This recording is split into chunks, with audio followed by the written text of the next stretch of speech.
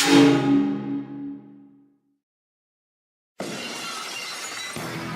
this is Jason Lovins from the Jason Lovins Band. Hola, este es Rodney Mora. This is Pete Strum. Hello, this is Jim Quales with 4One Quartet. You are listening to the Grovecast.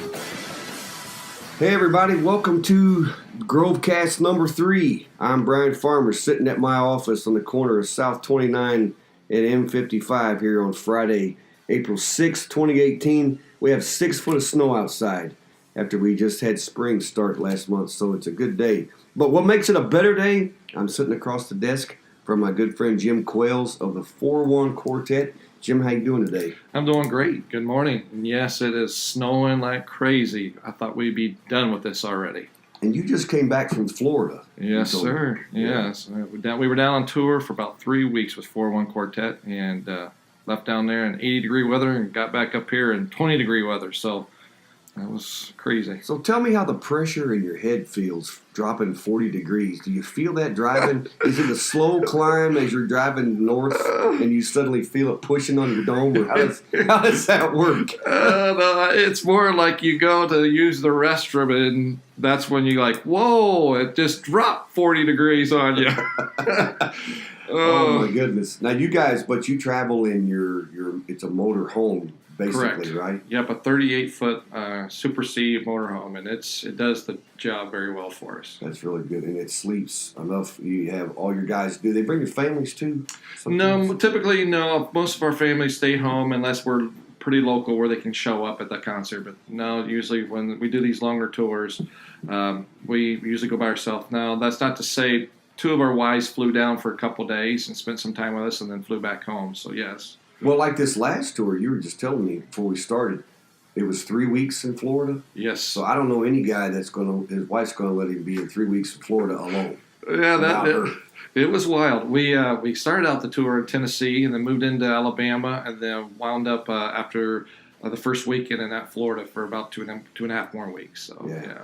But you sang. Tell me where you sang. You sang in all kinds of places, didn't you? Oh wow, we sang in Circleville, Tennessee. Alabama, Tuscaloosa, Reform, Alabama, a lot around Central Florida, around the Claremont, Orlando area, and some in the Ocala area of Florida too. And one time took another trip down to Fort Myers, so that's getting down there pretty far. So it's had a great time, a lot of fun, a lot of seniors seeing their eyes light up.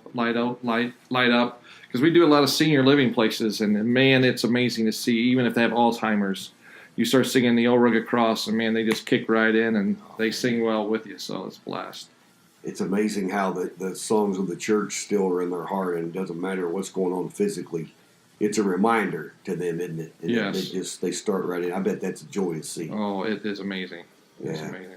So you guys, you always head south in the winter to sing? Is that on purpose? Well, to do the Florida trip, that's when we definitely is our purpose. And when we started out this over 7 years ago, it was kind of just going to be a hobby, and it's kind of morphed into full time the last 3 years. Yeah. And it's been typically up to about 2 years ago, about 75% in Michigan and 25% out of the state. And now we're almost complete flip flopping it.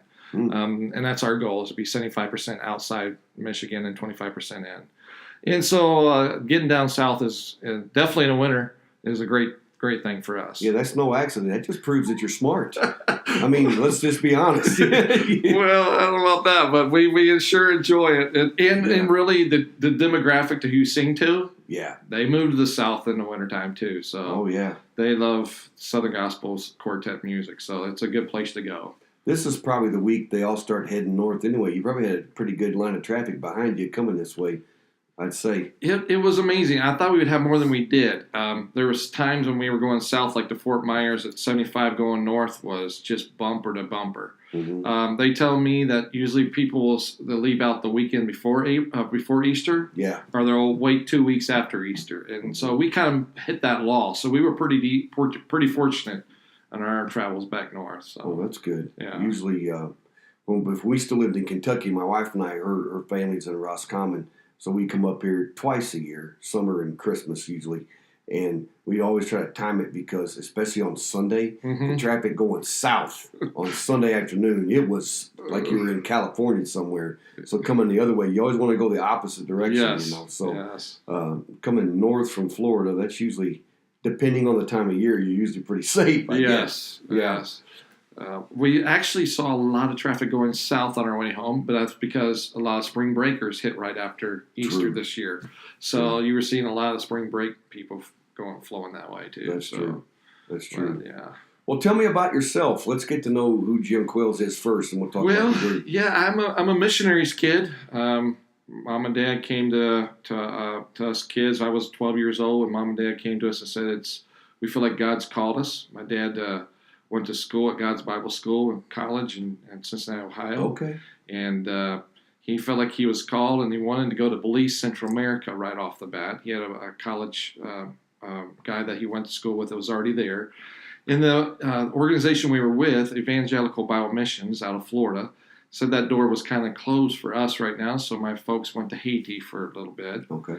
And then from there we moved to Belize, and I spent till about 15 and a half years old in Belize. I kiddingly tell people wherever we go that preachers' kids and missionary kids are probably some of the baddest, roughest kids you'll ever see. I don't know if it's because you're in a glass house, but I had a couple strikes in my thing. I didn't want to go to be a missionary's kid. I didn't want to go at all, so I was kind of upset with my folks. About the same time in my life, around that time, had an individual in my life that kind of molested me and got me started on some bad paths and some bad things in my life. Strike two. And then I turned all that bitterness and anger toward God, even though a lot of people thought, oh, he was such a good Christian boy. Yeah. I just knew how to play church. When you're raised in church all your life, you know what the right phrases are. And I did that. I did it very well. Yeah. 15 and a half, my folks wind up having to bring us home from the mission field. And it was a tough time in my life. I had a child on the way at a young age, 15 and a half, and that was pretty traumatic on my folks and me, and squandered. I went on a downhill spiral for a lot of years. God did amazing work about 25 years ago. Had a friend of mine that came to me and said, I have a pastor friend in Dorr, Michigan that would love to talk to you. And I just actually had left my wife at that point and went away for a week because and this was the same girl that came in my life when I was 15 and a half. So at this point we had 3 kids, and I just knew I pretty much didn't marry her for love. I married her because I was raised that you had a baby, you did what was expected of you. Yeah, right. And so I went to a lot of counseling, but my friend said, you need to meet this pastor friend of mine in Dorr, Michigan. That was about actually 26 years ago now. And still remember this day, came into an office sort of like yours, and there was this 72-year-old pastor sitting in front of me. Pastor Fletcher was his name, Wesleyan Church. And he was about 5 foot tall, and man, he was just full of the Holy Spirit, you know. I was like, well, yeah, okay, I can see a pastor. I've done this before. And he sat across his desk from me and said, Jim, do you mind if I read some scriptures to you? And I was like, I don't mind that. That's cool.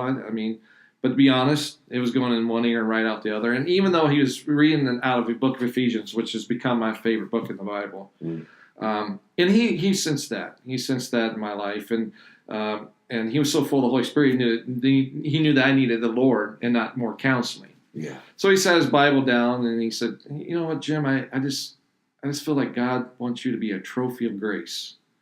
And I've never heard that before. And I grew up in church all my life. That never connected me. It was like trophy of grace. What? Mm-hmm. And then my mind thought, okay, I know these guys that hunt deer.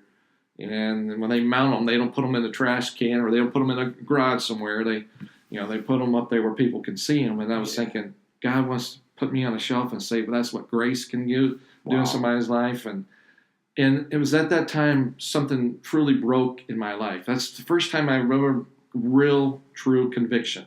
Granted, I was 6, 7. I'd run to mom and dad's room at nighttime because I was scared Jesus was coming back and wanted that fire insurance. But I never really gave my heart to the Lord till that point. Yeah. And then my not to say my life got better. There was lots of things that addictions even that I carried over from being a young person that I had to deal with and work through, and even on staff at another church, and wound up actually divorcing my first wife. And then God led me to another young lady that, I always say what the devil stole in my young life, he repaid now. And he's given me a lot of joys. 4One Quartet's been kind of a dream. I mean, I never thought that it would go this far. So, I mean, it's just been like what the devil stole from you, God has kind of just poured on the blessings. Now, it's all been fun and easy. It never is when you're doing ministry, but it's been a good life, and I can't thank him enough for it. Trophy of grace, I love that. I love that, and the way you were able to equate that to God actually it loves me. He doesn't want to this is not about pounding me into something else. That's the transformation of grace to turn you into something even greater. Right. And God bless Pastor Fletcher. Oh yes, and the funny thing is that it was a thriving church where he was. Yeah. And God called him out of that church to go plant a church in Georgia. Oh, wow. 72 years old, and he's still going full bore for ministry. So, I mean, I tell people, you're never too old to do ministry, even if it's on your knees. Yeah. We definitely can do it. There's a work for everybody in some form, and we get to an age where we think we just quit. But if you're breathing, that's right. Let's get to work. Yes. That's fantastic. God's brought you through a lot. Yes. And to still have the great smile and the great spirit you've got is a testament of that grace, for sure. Because how many people go through half of what you have and they're bitter and quit and just give it as an excuse to use and cheat and do all that junk that people do, but you turn it into a testimony. Yes. And, it's thrilling, it's sobering, and you don't get it right every day. Yeah. And you pray that you fall forward and get back up on your feet and continue on that road of grace and Trophy of Grace. It just blows my mind. I actually had one of the guys, and I think you met him, our Canadian singer, about a year ago. He came to me. He said, "Jim, you got to hear something." Took me out in the RV by myself, and the other guys were at the house too, and they wanted to come. He said, "No, Jim's just got to hear this." And he sat me down and started singing a song he wrote just about my life. Wow. I mean, my whole testimony wrapped up in one little. I mean, he's heard me do my testimony. Yeah. So he took that and put it in a lyrical form, and we're hopefully on our next recording going to record that song. I hope so. And it's amazing. I was just tears just flowing. I mean, we were both bawling by the time it was done. Then I made him go in and sing it for everybody, and then my wife sat there and cried. And I just to digress, just a smidge.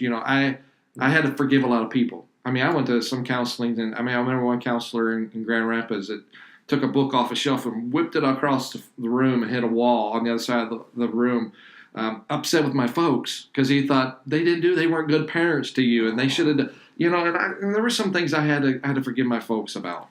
My ex-wife, thank the Lord, there's been forgiveness there, and on both sides. She's asked me for forgiveness. I've asked her for forgiveness. Quite frankly, I wasn't the best husband even when I was married to her because I knew I didn't love her, and I didn't know. In the way I was raised very conservative, strict environment. I didn't know how to say this should never happen. So I acted out and did things I should have never done. And I'm so thankful for the love and grace of God that He has provided in our lives, and healing has taken place, and it's amazing. It's an amazing ride. And you were the catalyst in that healing because, again, it comes down to the response. We talk about this all the time. You cannot control what happens to you, but you can control how you respond. Mm-hmm. The outcome is much better when you respond in grace and the way Jesus would. And there's a lot of people that have experienced forgiveness now simply because you decided it's what I'm going to do. Now, God had to do that through you because Jim can't do that. That's right. Obviously not. That's right. I mean, did I fight bitterness? Oh, yeah. I had to fight it tooth and nail. It was just, you know what, though? When you go out and sing the gospel and you look at the people's faces and you share your story and you can see the tears flow. Yeah. And you can see what grace can do in their lives. And they see that you are trying to minister to them through Jesus, and not about yourself being hidden behind the cross. Mm-hmm. And I tell folks all the time, being a broken, willing vessel. That's all we really can be, is a broken, willing vessel, be used for him. And he'll put the pieces back together in his time, and then maybe it takes a lifetime, but he'll do it. Sitting here telling it, you just went through a lot of years and a lot of pain in about 15 minutes of what's happened. But having the testimony now, you're going to live long enough to share that with people and let them know. Who knows how many thousands of people you guys sing to in a year going through something similar that you have. Mm-hmm. And you've got a way to touch them and say, hey, look, you don't have to succumb to that. You don't have to let that be the end. Right, exactly. And I've had, numerous people. I remember one lady probably in her, I would say late 60s, come to me after a service, and I shared my testimony, brief little snippet like that. And she pulled me aside and she said, that's my story. Wow. And nobody knows. I haven't been able to tell anybody. Mm. But maybe now I can start sharing my story because you were brave enough to share your story. And I think that we'd be surprised if people would be open and in the church and be like family. It's hard to do. We bring ourselves to church with our face on, and it's hard to be vulnerable and open. So I think that's the thing that the church is experiencing right now, and it's what I felt in my heart for a little while anyway, is that kind of breakthrough because, and I don't mean to sound cynical, I was raised in an era where you go and you be quiet, and if you got something going on, don't say anything. Well, that's like going to the doctor, knowing you're sick, and telling him you're okay. That's right. It makes no sense, does it? Church is where we should get well. Yes, and I will say this, and this is a plug for you and your church. Every time I've heard you preach, I've never experienced this anywhere else I've ever been, and I've been in a lot of churches. You love conversations with your people, and you call them out by name in the service, and I think that is so amazing. And I've talked to my guys actually afterward, and I said, that is, to me, is a true mark of a real pastor. He's got a pastor's heart. He knows his people. There's a difference. I've been around preachers and pastors that can really teach the word, and they're fantastic. God's gifted them that way. But you rarely find somebody that's really gifted teaching and pastoring, and you've done a very good job here, and you can tell by the people you have in your church. It's been amazing. I appreciate that. That's nice of you to say, and they've been very kind to us.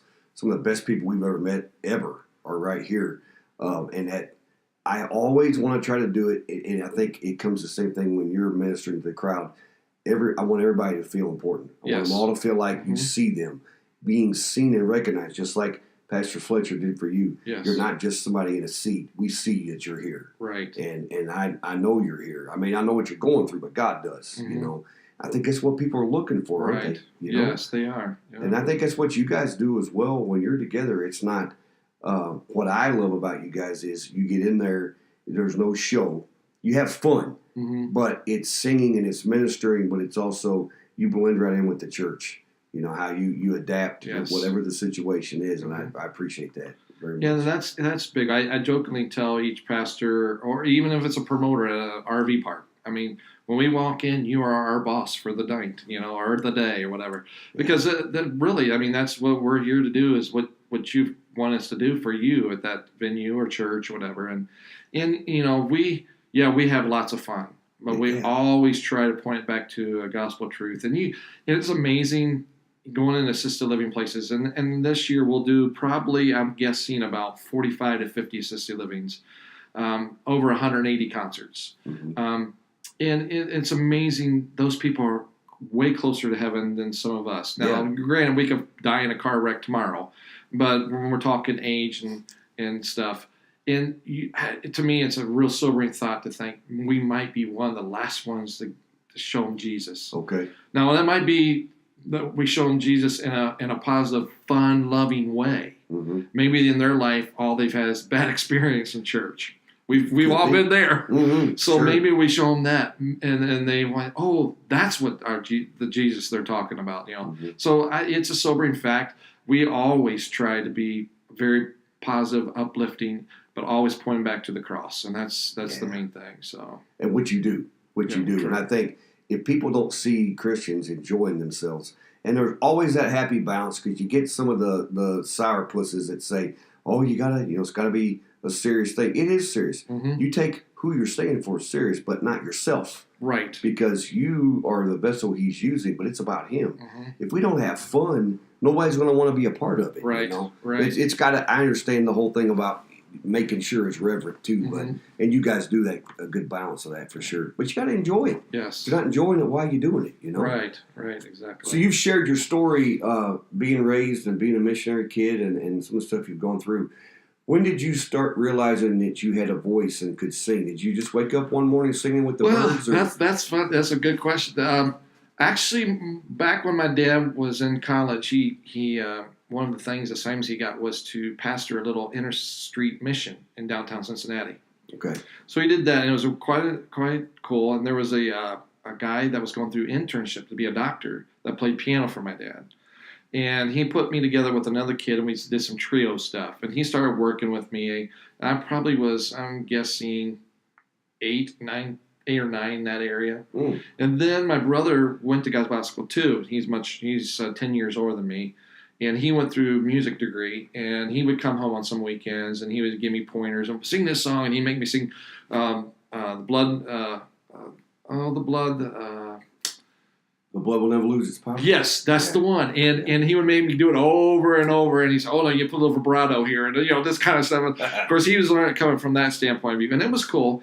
But the first time I ever sang by myself was quite humorous. Was folks lived in Indiana for 1 year between college years with my dad and going to the mission field. We lived in Columbus, Indiana, and this lady came to me and said, I want you to sing Away in a Manger for Christmas program. Well, bless her heart, she was on the plump side of things, very, very large lady. So I said I would do it if you hold the mic. And so she held the mic, and I hid behind her the whole song.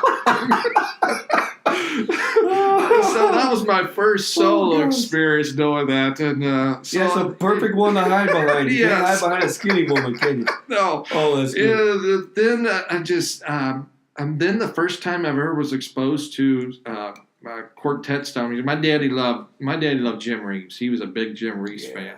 He loved Tennessee Ernie Ford, George Beverly Shea, and there was another gentleman, I can't remember off the top of my head his name, but so he listened to a lot of solo artists, and to me they were okay. Jim Reeves has a great voice, right? But they just seemed, when you're 10, 11, it's a little boring.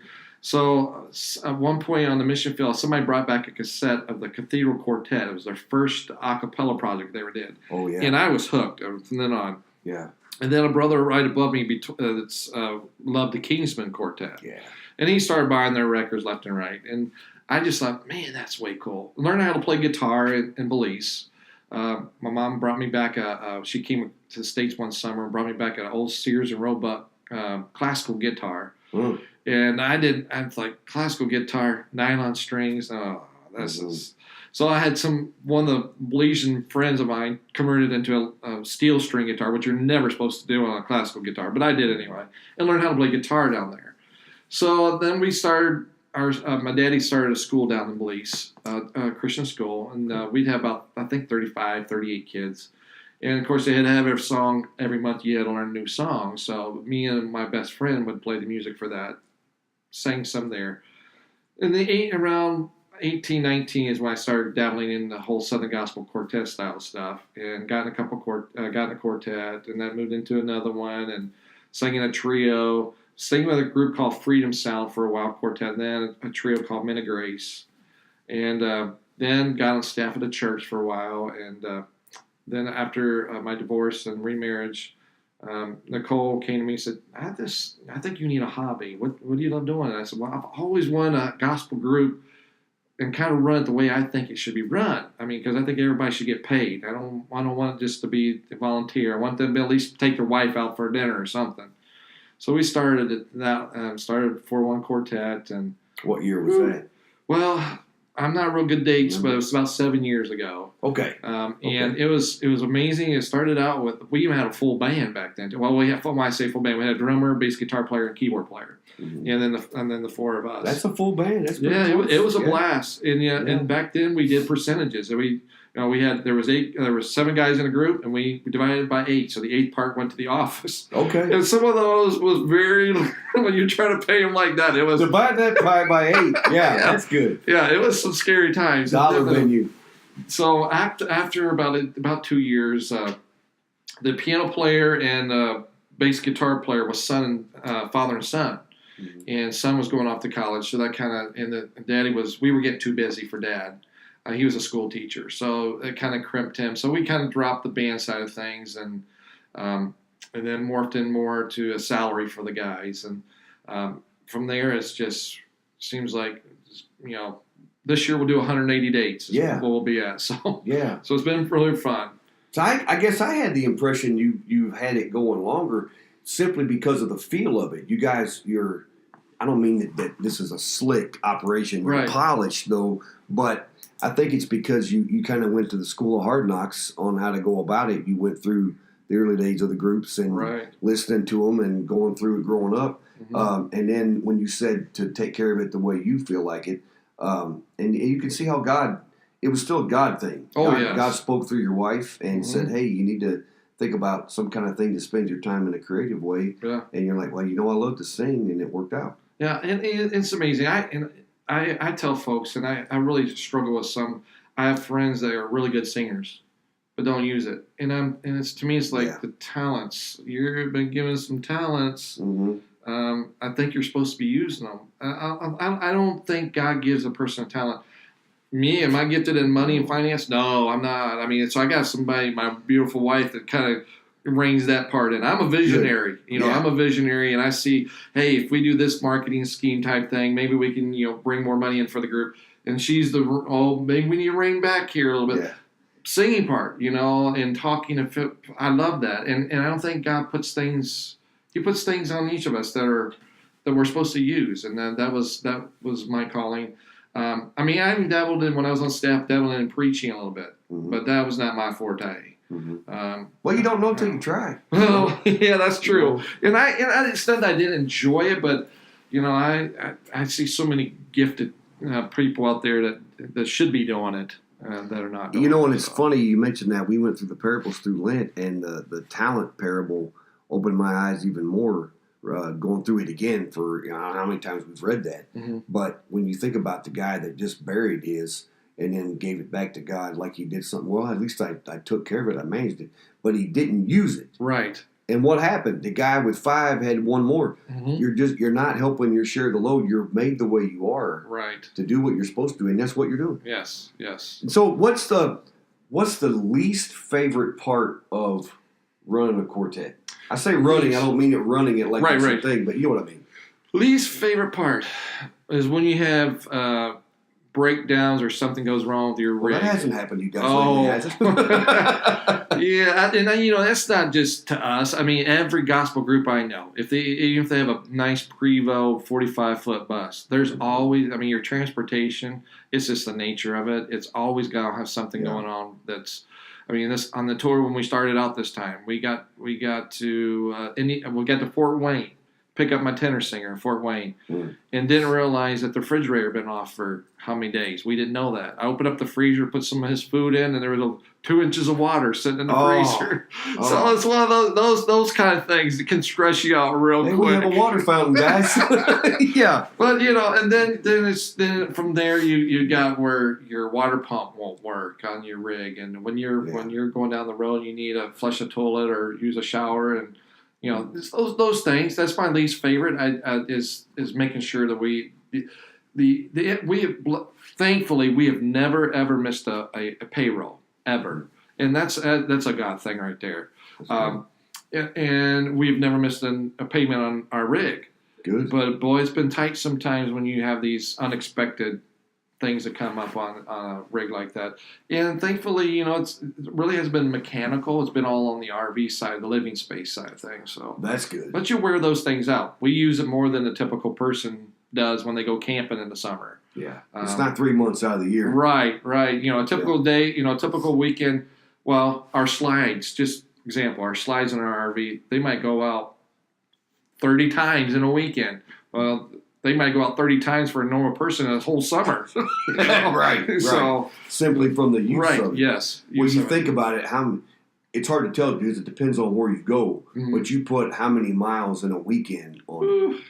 Well, yeah, it depends. I mean, in Michigan, we'll probably put about 1,500 to 2,000. Mm-hmm. We put about, if I got my numbers right, it was between 6,000 and 7,000 on this last trip on the tour, on the Florida tour. And so somebody in the summer going camping, it's more of the one-way part because they park it for a couple weeks at a time. Exactly. So you're looking at the wear and tear, the maintenance alone. Right. Now, do you take it somewhere, or do you do a lot of it yourself? No, I take it somewhere. I want to make sure it gets down the road. Yeah, the maintenance, preventive maintenance is always done. A local garage in Reed City does it for me, and that's a good thing.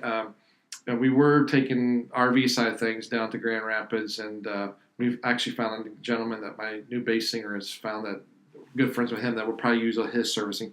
Mm-hmm. And it's that's just one of those things you don't like. Mm-hmm. I've told lots of people there's really not anything I don't like about running a quartet. Yeah. It's just that's the part that you go, we wish we didn't have to stick money there. Yeah, because you never know, do you? Right, you'd rather stick money into a new recording or taking the guys out for a good dinner.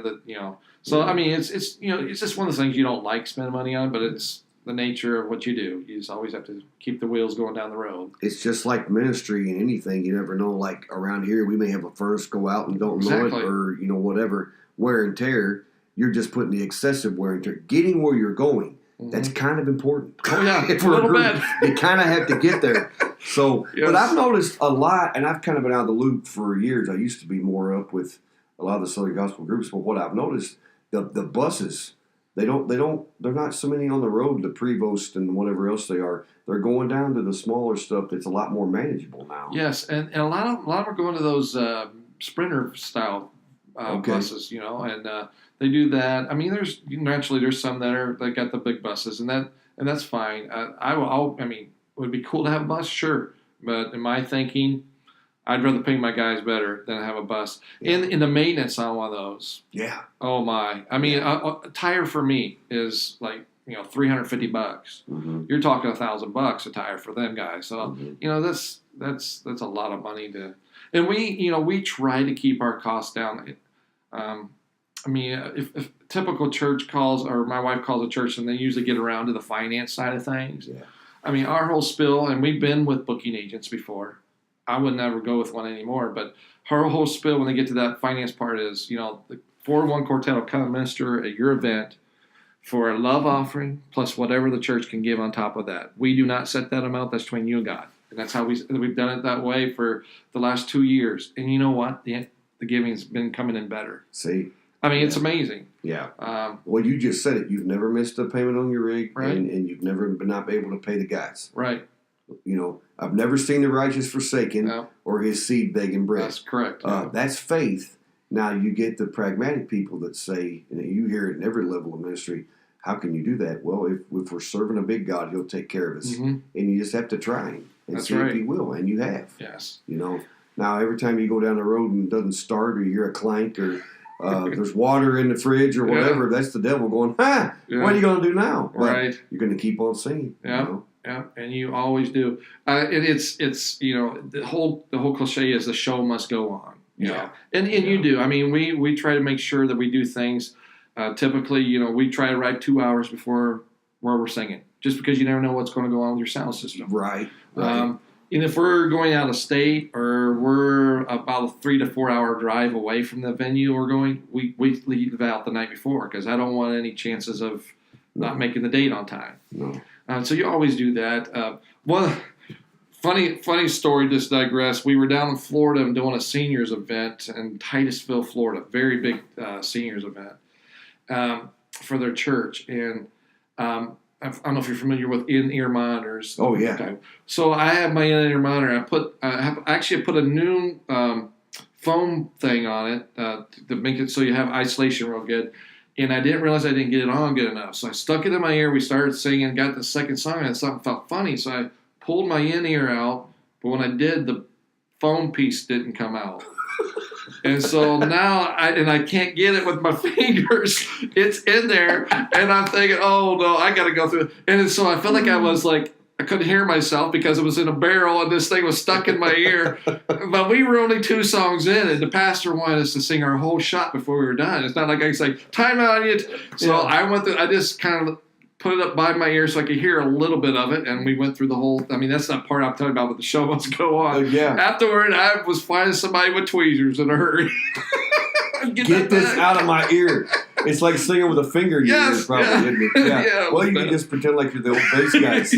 Put their hand up there like that. It was funny. Well, that leads me to my next thing. I was thinking, of course, there's a lot of experiences and stuff, and I don't want you to give yourself up or, make somebody come after you with a hatchet or anything, but funniest thing you guys have encountered in a service or a concert that you can remember? Well, I mean, there's several funny things, but I'm sure.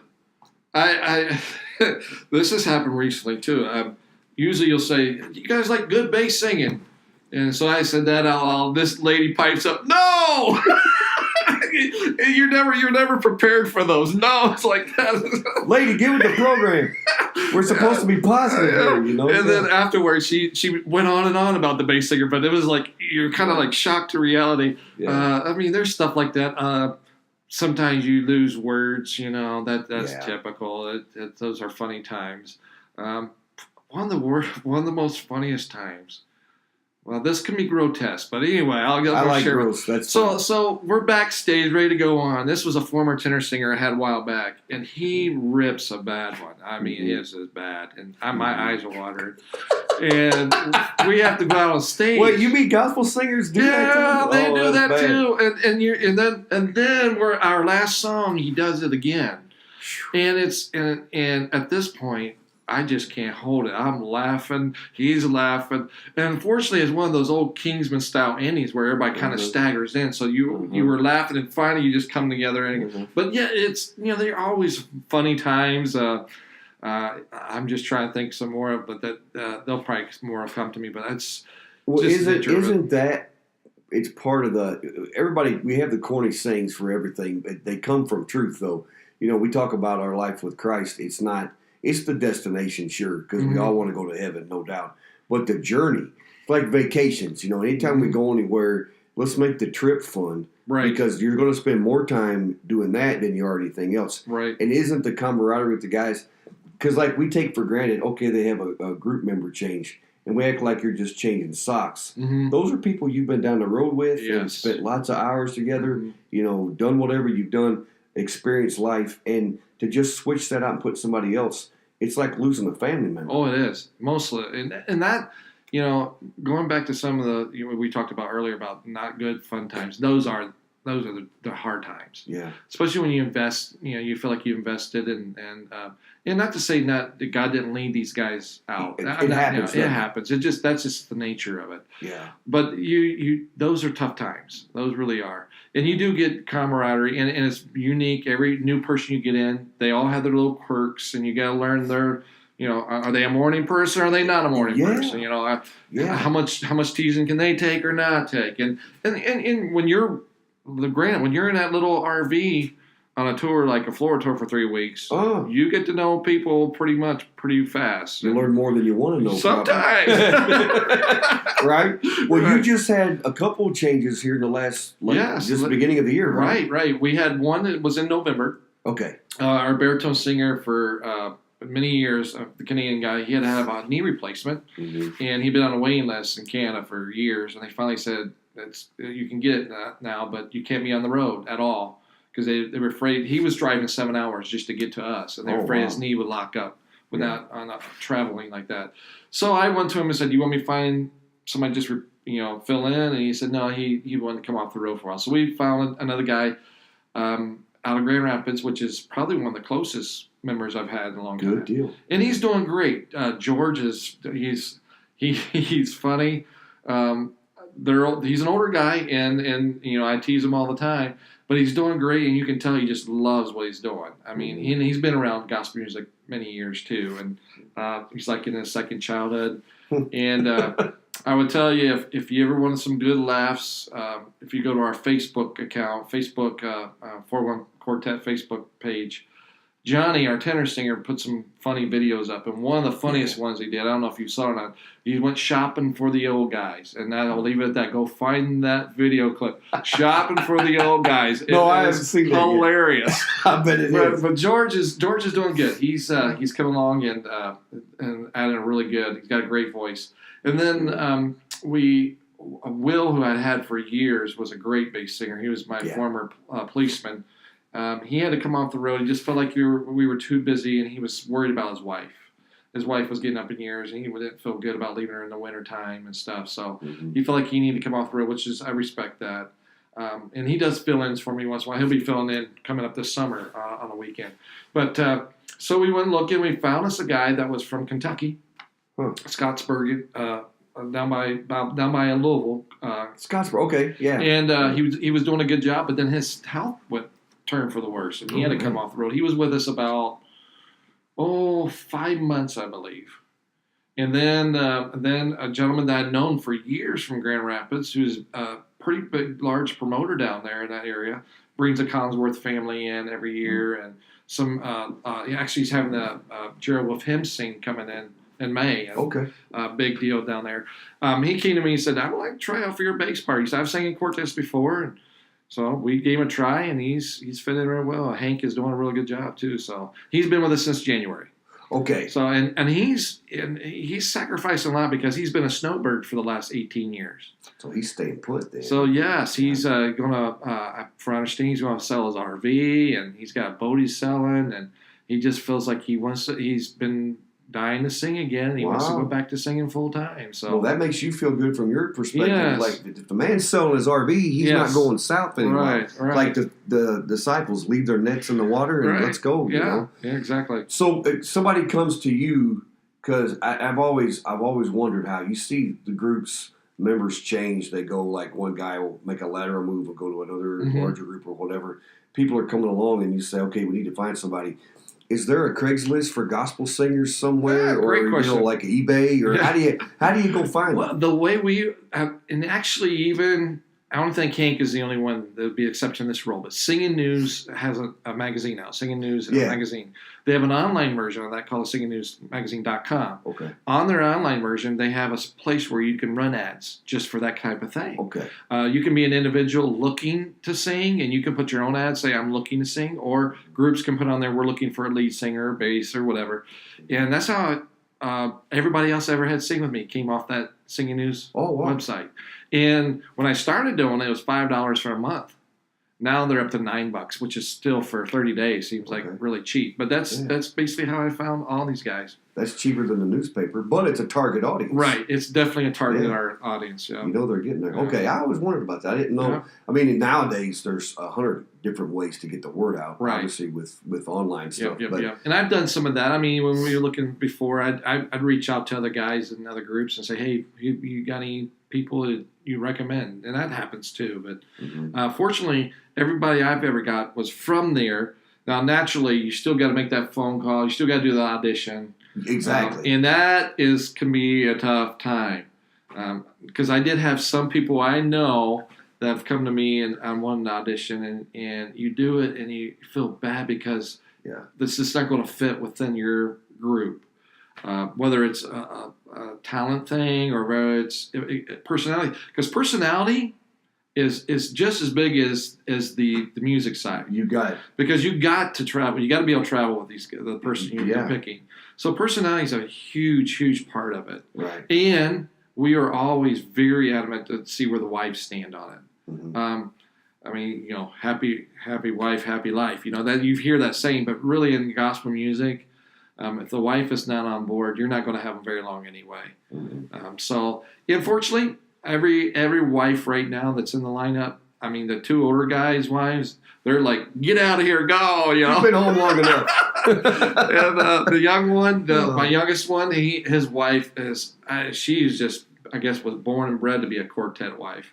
He has 3 youngins at home. And, wow. And I don't know how they do it. And she is a gracious young lady and believes in his ministry and sicks him on every week he's out. So it takes that, doesn't it? Because especially it's a ministry where you're all over the place, so you're going to be gone probably from Thursday to Sunday night, maybe Monday morning on a typical weekend. Right. But then when you got your longer tours, like you said, you're exactly right. It's a family thing, and the sacrifice involved is unseen. Right. We said that before we started the podcast here today. People just see you on stage and think that's all it is. Getting to that point, if that's all it was, that would be great. Yes. You know? If you could just snap your fingers and all your stuff's set up and you sing. Yeah. Yeah. And listen, I jokingly say I enjoy all of it. I mean, I don't even mind ironing my shirts. I mean, that's to me, it's all a part of it, and I enjoy every aspect. I love meeting the people. Meeting the people is the biggest part. Obvious. That's the obvious. biggest part. So you guys have that about you, where people come up to you and speak to you, go to your table whenever you're out there. When we've had you here, it's being a part of everybody, not just, hey, don't touch me, nothing like that. Yes. Let's go back to the audition part, because I don't watch it all the time, but the funny stuff like American Idol, is that what it's like? You guys are all sitting there at the table, your glasses on the end of your nose, you're listening to somebody, you can tell in the first 5 seconds whether it's going to work or not. Oh, usually you can. Am I exaggerating? Yeah, first 4 or 5. Well, it's kind of funny because some person might be able to come in and give you a nice solos part of a song, but then when you want them to do a harmony part, they might not be able to find a harmony part to save their life. So at first you're like, wow, this could work. And then you start trying to sing with them and see if they can. And then it's like, oh, no. Mm-hmm. And it's the let down. You have to let them down. And I'm not a definitely Simon Cowell type person. I have a hard time with it. You can't look at them and say, hey, there's dogs lining up outside the front here barking. I can't. I want to hire them all. Can you just be a roadie? I have a hard time with that. I mean, it's because I probably was there too at one point. I mean, in my life, I had to learn harmonies, and it didn't come naturally and easy for me. And so I feel for people that really want to sing, and they have a passion to sing. And I feel they probably can minister because God's put something within them. Yeah. They might not be the same place as we do. Yeah. But God can use them. With us and our blend and where we're at, it probably won't work. Yeah. And so that is a hard time. Yeah. It has to be. I feel for you there, because it'd be more of I'm a chicken, so I would say, yeah, we'll be in touch and send them a text or something. Now, I mean, the old days it'd be a letter, right? Yeah. But you bring that one part up. I hadn't thought about it till now. My all-time favorite quartet in the world ever is the Oak Ridge Boys, and we loved them all the way through. They strayed there for a little while. God love them, but I think they realize they're old now and they're back in gospel again. Right. But Dwayne Allen to me is the quintessential kind of lead singer guy. But when I would listen, I can't sing, but I love to study and listen to harmony and people singing. And there's times he's a lead singer, but then Bonzo would take the lead, or even Golden, and he would have to harmonize and take one of their two parts. So you got a dude here singing lead, but there's times he's going to take the tenor or even the baritone, because you can't just say, well, we're going to do without that part. We still got the 4 parts. Exactly. And you hit on it. You can't just come in. You might be a great lead singer, but if you're a one-trick pony, you really can't help the 4-1 quartet. Right, exactly. Right? And that is, you hit it. That's exactly what it was. And in a typical male quartet in these days, basically you got to be able to sing 3 parts. Yeah. I mean, it's not just one. You got to be able to sing 3 parts. You got to be able to do it. Exception to the rule would be the bass singer, and lots of times nowadays, bass singers even sing a baritone part once in a while. Okay. So I mean, it happens, and it's if you were to do it, just everybody stay on the same part, it would get very boring real quick. Yeah. And the music would be very sterile almost sounding, because it'd be the same thing. Speaking of Oak Ridge Boys, since January when we started touring this year, we brought back an Oak Ridge Boys tune we do. And we don't do it all in churches, and we try to be very selective. Reach out and touch a hand, make a friend if you can. I love that song. And we've been doing that song, and oh my, it's been going over really, really well. People just love that song. Yeah. We actually incorporate that one in a Statler Brothers song in our program. Okay. And people love them. And I go back and we all come out of that, transition out of that. It's like, we all want to be loved. Yeah. There's something built within us that wants to be loved. Right. And we crave to love, and I'll go on a little step further, saying, but all those you love, they're going to let you down a little bit. Even your spouse. And not me. I'm perfect. I know. But besides you, you're not speaking from experience. Sorry.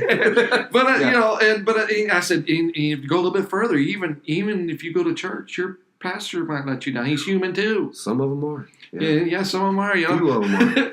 But I said there's only one person not let you down, and that's Jesus Christ. Right. And that's how we kind of transition out of that section of music. And it's great because we've kind of sucked them in to something they're a little more familiar with, and then, oh, yeah, this is cool. And then you go and hit them with some more gospel right after that. And it's kind of that ebb and flow of how we try to make things go in our program. So and everybody comes for something different and that's what I like about you guys too. It's Southern gospel, but you mix a lot of different flavor. There's even contemporary. Now you're not smashing guitars contemporary, right, but you'll bring a middle of the road kind of tune. Oh yeah, definitely. Thing or sound, whatever. God doesn't know sound or style. God just knows praise, right? Right. But that's why you guys work, because you're able to. You can go from the assisted living home to my kids' chapel at Heritage Christian, to a church, to an RV park, wherever you're at. Yep. And isn't that the way we should be? Yes. I mean, that, and quite honestly, church is great. I love the one church being used. Small church is kind of my niche. I love small church because I grew up in small church. If I could have had a quartet come sing in my church, I would have been all about it. So I love doing small church. I don't mind big churches either. Don't get me wrong. Yeah. But sometimes I think our mission field, ours is 4One Quartet, is assisted living. I mean, that's kind of our mission field. We need the church to come alongside of us, support us, have a good time when we sing to them. Yeah. But basically, come walk away from that with our meeting our expenses so we can go to our mission field. Sure. And it's amazing because those dear people, I mean, a lot of them we do memory care ones. I mean, I would say probably half and half, memory care versus independent assisted livings. And those people, I mean, you walk in there, I've seen so many distraught faces. One recently, the lady was just continuously counting out loud. Just I don't know what she was doing it for, but she's counting out loud. We started some of those old hymns. You see the calm and peace come over here, and she started just singing the hymns with us. Man, I mean, it's just, I mean that kind of stuff is like, this is where the rubber meets the road. It goes past the human mind into the heart there. Right. Because you know what's sown inside her heart. Yes, exactly. There's a lady we went to church with in Kentucky, said her mother dealt with Alzheimer's bad, and near the end of her life, she just sat and stared a lot. But she started turning on the old Gaither show one time for her. She said, "Mom, let's just watch this." And she had one tear rolling down her eye, and she goes, "Jesus loves me." And she could say that. Yeah. And that, we have to remember that, because we make it way too hard sometimes. That's exactly it's right. that simple. It is. And it transcends the mind, which I'm glad, because I lose a little bit of mine every day.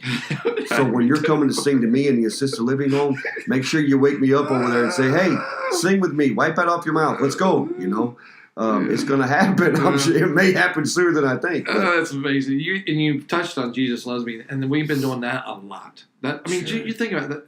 If we would just break it down and get down to the nutshell, it's a profound thought that he would love any of us. Much as we've done wrong, and much as we've done crazy stuff, but to think he would seek us out and that Jesus loves me. I mean, I don't think it was any coincidence or mistake that we teach our kids at 4 years old those little songs like that. No. I mean, because if they can just grab that, and it's amazing. That's one song. I do a lot of solo dates during the week for assisted living places too. And I was just counting them up. I'll probably do 100 of those on my own this year. And that song, anywhere I go, any assisted living place I've gone, that's the one song that they'll sing as loud. They'll sing it out. Oh, Rugged Cross is another good one. But Jesus Loves Me, I mean, there's something about that they'll just open up and just let her rip and sing on that one. So, it's the basic truth. Yeah. Without it, what do we have? Right, exactly. So you do about 100 a year yourself, then? Yeah. Just at assisted living places or nursing homes or whatever? Nursing homes, assisted living places. And then up till this year, I've been doing a little tour out in Iowa. I had a worship pastor there, opened some doors out there, and I've been doing 3-a-days for 1 week. I'd go out there and do a 3-day, boom, boom, boom, boom. Shoot. And now it's turning to be about almost every other month out there. Yeah. So it's been a blessing. I have a pastor friend out there. He's lets me crash at his place if I like. And so, we do a lot of those solo dates. And I love doing it. I love singing for the seniors. It's just, like I said, as 4One, I believe it's our mission field. Yeah. Sometimes, we can sing to the choir too much, and we need to be out there singing our style of music to the generation that kind of likes it, digs it, but it's got a gospel message in it too that they can reach their hearts. So You'll go anywhere then. Oh yeah, You're like the equivalent of the gospel workhorse, man. Well, my wife actually she just got us a bookie last 2 weeks ago in Nebraska. We're going to be doing our first county fair in Nebraska. That's what you're destined for, right there, man. We were shocked that one come in, but that's cool. That's really cool. Yeah, we're very excited about that. That'll be my first time in Nebraska and singing in Nebraska, so that'll be really fun. Well, you might as well do what you love for the first time in a state, That's right? Never been in Nebraska. I haven't either. I've never been there. Make sure you put a lot of pictures up of that so we can see what it's like. I imagine there'll be cornfields. Probably a lot like Iowa, and I love Iowa. You been to Iowa? I've never been to Iowa. Iowa's. Is it cool? It's probably, I used to think Alabama was going to be my favorite place to sing. Yeah. And they've got great Southern hospitality, but people in Iowa just seem to be generally friendly. Mm-hmm. And I've always loved singing out there, either with the group or going out there solo. Just very, very friendly people. Yeah. And there's parts in there you can just see for miles and miles because it's so flat. You just think you're on a treadmill. Yeah. We're not moving, are we? Just straight ahead, Yeah. Hey, so you mentioned earlier your favorite book in the Bible is Ephesians, right? So play a little rapid fire here with me. We'll do a couple things before I cut you loose.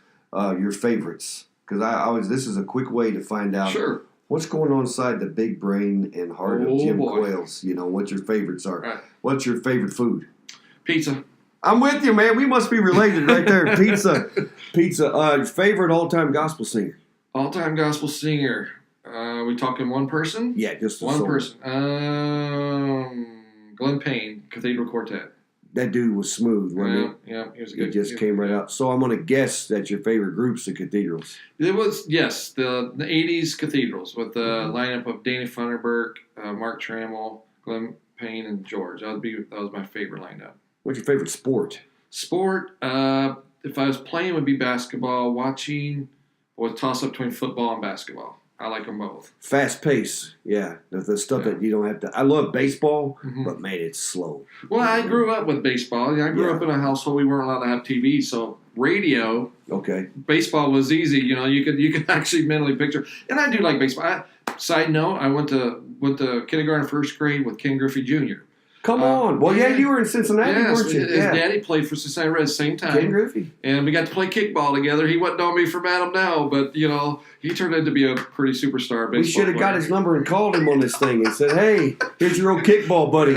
Ken Griffey Jr. Yeah, That's he awesome. went to a Christian school, too. His daddy sent him to a Christian school. So, awesome. Yeah. Awesome. See, I like him even more. Yeah, now, it was crazy. That's awesome. Yeah. Your favorite TV show? I don't know. Do you watch TV now, even though you couldn't have one? Well, Netflix. We do a lot of Netflix. Favorite TV show? Favorite TV show? Not The Walking Dead, is it? Please tell me. No, Okay, I'm not.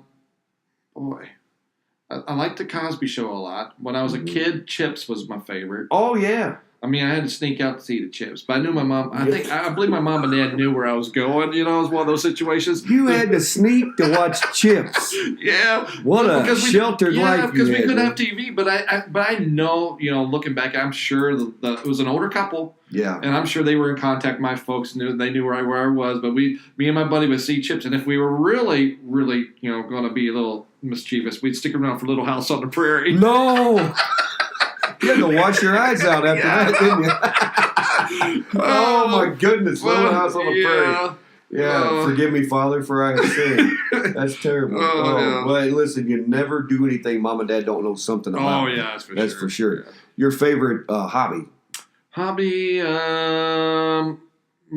going out to eat in a movie. That's good. That's a good hobby. Anything to do with food. Oh, I love food. What's your favorite state in the Union? State? Well, I have to say Tennessee. Tennessee. You like Tennessee better? Mm-hmm. Even though you're born and bred Michigander. Right? No, I actually was born in Cincinnati. Or Cincinnati, that's right. I'm listening. Yeah. I've been there. Sure. Well, I don't think I ever did say that. I was born in Cincinnati at Christ Hospital in Cincinnati, and then lived everywhere, but been in Michigan for the last almost 30 years now. Okay. So. Okay. Michigan State fan. I was trying to avoid that. I know. Yeah, I hear you. Yeah, I do like Michigan State basketball, even though Michigan went further this year. Well, basketball. What about football? Are you a football, Michigan State football? I probably would go more Michigan on the football side of things. Is that allowed? I didn't think you could straddle the fence. My wife went to Michigan State. My boys love Michigan, so I can straddle the fence on that one and get by with it sometimes. I guess you can. In-state. Put one of those mixed flags up. It's got both of them on there, you know. So, favorite style of music? I know you sing Southern gospel. Is that your favorite style? Man, I pretty much love all styles. Yeah. I play bass guitar too, and one of my favorite things to play bass guitar is good old praise and worship. Yeah. To me, praise and worship nowadays is kind of like 80s rock. I mean, the music side of it. You're right. And so I enjoy that style of music. Yeah. Of course, to me, nothing will ever be 4-part harmony and that kind of stuff. But yeah, if I had to die hard, would say probably be Southern gospel quartet music. But I love all styles. The only one I really have a hard time would be a little bit of rap. And sometimes I think that's even cool in itself. If it's good, positive stuff, and they can spit it out that fast, wow. But I used to be pretty narrow-minded, but the older I get, you'd think I'd get worse. But God's just shown me a lot, and I agree with that. And a lot of it's been because of my kids. And my kids, it's like, who cares how the message is done, as long as it's the right message and you can hear it. Right. And there's a lot of good ways to get the message out there. I mean, some of the most blessed times, I remember going to North when they had a big festival up there, and I forget what town it was, but it was outside. Chris Tomlin was there. Yeah, and you get 1,000 people singing "How Great Is Our God" in the field. 1,000.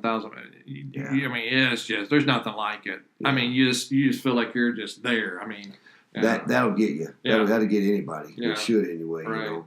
So you drink coffee though. What's your favorite kind of coffee? Ooh, man, I like beans. I like to grind my own, but I like 8 o'clock. 8 o'clock. I like 8 o'clock a lot. Yeah. I like Tim Hortons. Yeah. But they laugh at me when I go to Tim Hortons because I told you I like cream. And so when I walk up there and I say I want 7 and 7, they look at me like I'm trying to get some alcoholic beverage. What's wrong with this dude? and they'll say, that's going to be cold, don't you? But I'm trying some coffee. Exactly. I'm trying to do better with that. I'm just trying to go down to just sweet cream now. Just no sugar, just the sweet cream, and get out the sugar part. So I'm trying. I wish I could drink it black because then you can drink it anywhere. You don't have to worry about if they have the stuff there or not. But if it's in the Bible somewhere that if you're really going to love Jesus and get to heaven, you got to start slurping it down black. That's a true test of a man's Jesus food, right? When you get in there, No, that's the only way I drink it, but it's a lot easier that way too, because then no matter what diet they stick you on, you don't have to worry about changing your coffee. That's the one constant in there. Yeah, so that's true. I'll be praying for you. You need to hang out with me more often. I'll get you trained here for sure. Hey, what with the group? What's going on before we close? You want to promote anything big? What's happening new? We got a homecoming coming up in September. I'll check that date out real quick for you. It's a big deal in Reed City, the Reed City Church Nazarene. Gotcha. And we have several cool groups coming in for that. Mm-hmm. And that is always an exciting time. And that's usually always in September, too. Yes. And we also be doing a gospel retreat in October at the Kenton Center. And my wife, Nicole, works at the Kenton Center. Yeah. I love doing that event. It starts on a Sunday afternoon and goes through Monday. Okay. People can come and stay and do that event with us. If you want more information, you just go to our website. That'd be a cool thing to do. And that's just 4onequartet.com. The number 4, and then everything else spelled out. So the number 4, then onequartet.com, and you can find out all of it. You can actually go to our Facebook page from there. We're actually getting ready to go in the studio 24th, 25th, and 26th this month. And we're going to be recutting some of our early stuff. We're kind of calling it like a refresh favorites, and with the lineup I have now, rearranging some of the songs, and it's going to be fun. We're going to have a blast with that one. Hopefully, that'll be released midsummer. Now you're gonna the Trophy of Grace song. Now that'll come out on a major project. And we're going to start working on tracks for that one in the fall. Okay. And then I have a buddy that produces a ton of our stuff out of Atlanta, Georgia. We'll sit down with him and they'll track everything as far as the instrument side of things in Nashville. And then we'll probably cut vocals on that project in early winter and release that one in the spring. Okay. So that's kind of where the direction we're going with recordings. God's been really faithful. If you go on our website, hit our web store, got some great CDs there, some projects there, some great T-shirts that have great cool sayings. wear them to Walmart. Good. Else, because might start a conversation because Lord knows everybody else wears crazy stuff there anyway. It would start a good conversation for once instead of that, right? Yeah. Yeah. So, that's what's pretty much. You got a lot happening, and Yeah. starting with that this month, and then later in the fall, and that's always it's always good to just have things on the horizon and moving, Right. plus dates each weekend, and Oh yeah. staying busy with all that stuff. Yeah. If you will close with this, from your perspective, you've shared your heart today. I appreciate just how transparent you have been, because I know that's not easy. Anybody who may come out of the same kind of background you have and may feel like quitting or knowing that it's hard to come out of things like that because it does take time, what do you tell them if they happen to be listening? Man, just seek God. Seek God and put people in your life that'll hold you up, keep you accountable, and get into a church that loves you in spite of what you think you are. And because if you're like me, you're probably your worst enemy. You dog yourself and you beat yourself up the most.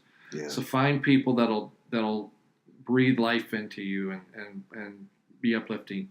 And whatever you do, listen to good, positive music. I'm not going to say it has to be Christian music, but that I do truly believe that God put music in the world for a reason. Yeah. And I do think that can be an uplifting, especially if you're going on a bad day. Put some good music on. It'll lift your spirits. It can do either one. It can drag you down, That's or right. it can lift you up, and let's go for the uplift for That's sure. right. That's Absolutely. And if you need some good stuff and don't have it, go to 4onequartet.com, Oh, thank you. right? Yeah, thank you. And Yes. pick it up and get a hold of it there. And you can also find us on iTunes or Amazon store too. You can download Okay. stuff there. You can grab stuff off that too. So yeah. Jim Quales, 4One Quartet. This has been a pleasure, man. I've enjoyed it very, very much. Appreciate you and your friendship and the group, and we'll be praying for you. And we'll do this again sometime. Awesome. Thank you very much. That's good. Thanks a lot, man. Yep. God bless you. God bless you too.